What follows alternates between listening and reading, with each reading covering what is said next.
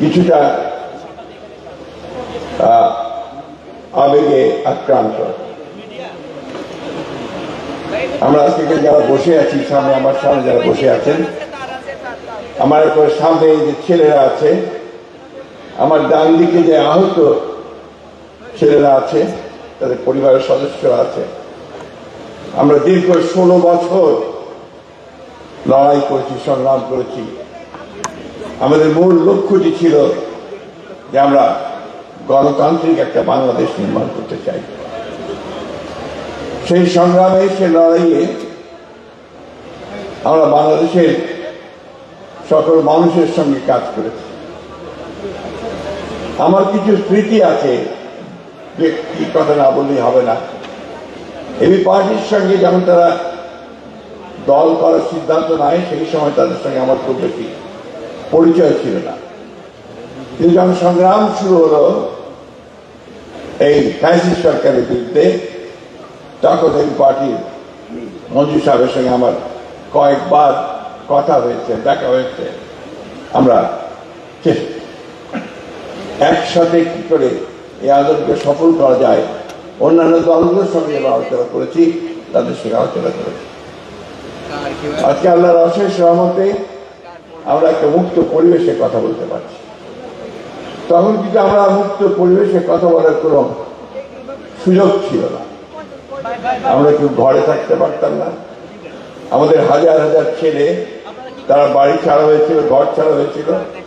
আমাদের মানুষেরা গ্রামে গঞ্জে পর্যন্ত তার নিজের বাসায় থাকতে পারত না, খেতে খামারে এবং সেই জঙ্গলের মধ্যে গিয়ে আশ্রয় নিয়েছে। এই সংগ্রামে যেমন আজকে এখানে আহত আছেন, আমি জানি কয়েক হাজার আহত আছেন, ঠিক তেমনি ভাবে আজকে আমাদের গ্রামে গঞ্জে প্রায় 60 লক্ষ মানুষের বিরুদ্ধে মিথ্যে মামলা দেওয়া। আমাদের প্রায় 700 মতো বেশি নেতা কর্মী সহ গুম হয়ে গেছে। আমাদের নিহত হয়েছে প্রায় 20,000-এর উপরে, সব মিলিয়ে। এই একটা আত্মত্যাগ, যুদ্ধ, সংগ্রাম, লড়াই, এর মধ্য দিয়ে কিন্তু আমরা এই জায়গায় আজকে এসে পৌঁছেছি।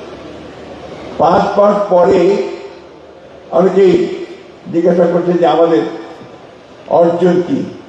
অর্জন হচ্ছে আজকে আমরা এখানে দাঁড়িয়ে নিঃসংকোচে, কোনো নির্ভয়ে আমরা কথা বলতে পারছি। এটাই আমাদের একটা বড় বিজয় বলে আমার। এখানে এবি পার্টির একটা ভূমিকা আছে বড়, এবং আজকে আমি তাদের যে কাউন্সিল হয়েছে, সেই কাউন্সিলে যারা নতুনভাবে নির্বাচিত হয়েছেন, আমাদের মুজিবুর রহমান মন্ত্রী সাহেব এবং ব্যারিস্টার ফুয়াদ সাধারণ সম্পাদক হিসেবে, আমি তাদেরকে আন্তরিক অভিনন্দন, শুভেচ্ছা জানাচ্ছি। আমার দল বাংলাদেশ জাতীয়তাবাদী দলের পক্ষ থেকে, আমার নেত্রী দেশনেত্রী বেগম খালেদা পক্ষ থেকে, আমার নেতা জনাব বাবুল চেয়ারম্যান জনাব তারেক রহমানের পক্ষ থেকে। ফ্যাসিস্টের বিরুদ্ধে গণতান্ত্রিক সংগ্রাম খুব কমই সফল হয়। এই সশস্ত্র ফ্যাসিস্ট বাহিনীর বিরুদ্ধে, হাসিনার বিরুদ্ধে, তার সব বাহিনীর বিরুদ্ধে আমাদের ছেলেরা তারা সেই তাদের যে উত্তাল আন্দোলন, সেই আন্দোলনের মধ্য দিয়ে আমাদেরকে সেই সাফল্য এনে দিয়েছেন। আমি অতীতে বেশি যেতে চাই না, শুধু এইটুকু বলতে চাই যে আমরা একটা ভয়াবহ দানবের হাত থেকে রক্ষা পেয়েছি। আজকে একটা পরিবেশ এসছে, যে পরিবেশে আমরা আবার নতুন করে বাংলাদেশকে নির্মাণ করবার স্বপ্ন দেখছি, কথা বলছি। আমরা যেন এই পরিবেশটা, এই স্বপ্নটাকে যেন নষ্ট করে না দিই। আমাদের এখন যেটা প্রয়োজন, সমস্ত প্রভোকেশনের পরেও আমরা যেন আমাদের সিদ্ধান্তে অটল থাকি, চাই আমরা বৈষম্য দূর করতে চাই। আমরা বাংলাদেশের সেই আমাদের তরুণদেরকে তাদের সঙ্গে হাতে হাত মিলিয়ে, কাঁধে কাঁধ মিলিয়ে আমরা একটা নতুন বাংলাদেশ দেখতে চাই। এখানে আমাদের কোনো বিভেদ নেই, কিন্তু দুর্ভাগ্যক্রমে আমাদের দেশের কিছু মানুষ তারা আজকে বিভিন্নভাবে এই ঐক্যে তারা কিছু ফাটল ধরানোর চেষ্টা করছেন। আমি জানি সেই চেষ্টা সফল হবে না। আমরা অবশ্যই সম্মিলিতভাবে ঐক্যবদ্ধভাবে আমাদের যে লক্ষ্য সেই লক্ষ্যে আমরা পৌঁছতে সক্ষম হব বলে আমি বিশ্বাস করি। আমি খুব সুস্থ নই, আর সেই জন্য বেশি কথাও বলবো না, শুধু এইটুকু কথা বলে শেষ করতে চাই যে আজকে বাংলাদেশকে নতুন করে নির্মাণ করবার যে স্বপ্ন আমরা দেখছি, সেই স্বপ্নকে বাস্তবায়িত করতে হলে আমাদের কিন্তু একটু ধৈর্য ধরে করতে হবে, ধৈর্য ধরতে হবে এবং হঠকারিতা করে ভুল সিদ্ধান্ত নিয়ে ভুল পদক্ষেপ করে আমরা যেন সেই সম্ভাবনাকে বিনষ্ট না করি সেই বিষয়টা আমাদেরকে সবসময় লক্ষ্য রাখতে হবে। হ্যাঁ, দেশের অবস্থা অর্থনৈতিক দিক দিয়ে খুব ভালো নয়, রাজনৈতিক দিক দিয়ে ভঙ্গুর অবস্থা হয়ে আছে, একটা ভাসমান পরিস্থিতি আছে। আমরা সেইটাকে একসাথে করতে চাই, আমরা সেটাকে একখানে নিয়ে সবাই মিলেই আমরা এই সমস্যাগুলো সমাধান করতে চাই।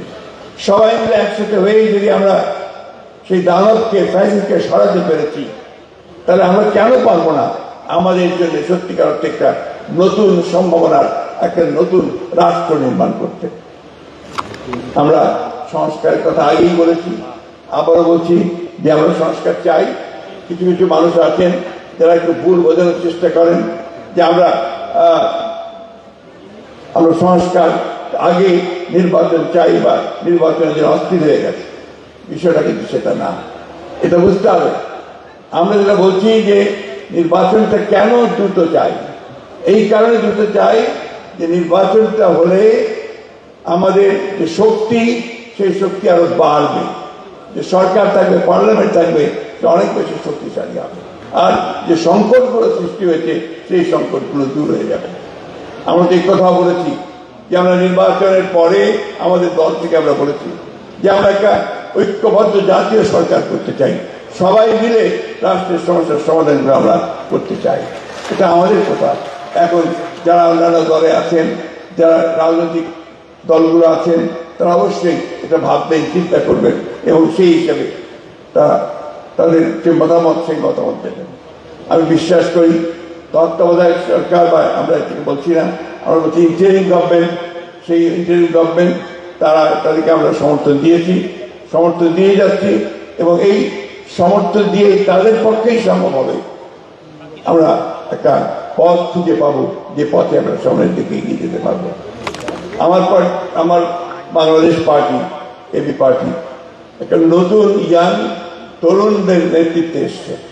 আমি ব্যক্তিগতভাবে খুবই আশাবাদী যে এই দলের মধ্যে যে সমস্ত তরুণেরা এসেছেন, যারা দল করছেন, দলকে সামনের দিকে এগিয়ে নিয়ে যাচ্ছেন, তারা অবশ্যই সফল হবেন এবং বাংলাদেশে এবি পার্টি একটা অত্যন্ত গুরুত্বপূর্ণ রাজনৈতিক ভূমিকা রাখতে সক্ষম হয় বলে আমি বিশ্বাস করি। আমি আবারও সব শেষে আপনাদেরকে আহ্বান জানাবো যে আসুন আমরা সবাই ঐক্যবদ্ধ থেকে আমাদের যে স্বপ্ন সেই স্বপ্নকে আমরা বাস্তবায়িত করি। সবাইকে ধন্যবাদ। আসসালামু আলাইকুম, খোদা হাফেজ, বাংলাদেশ জিন্দাবাদ।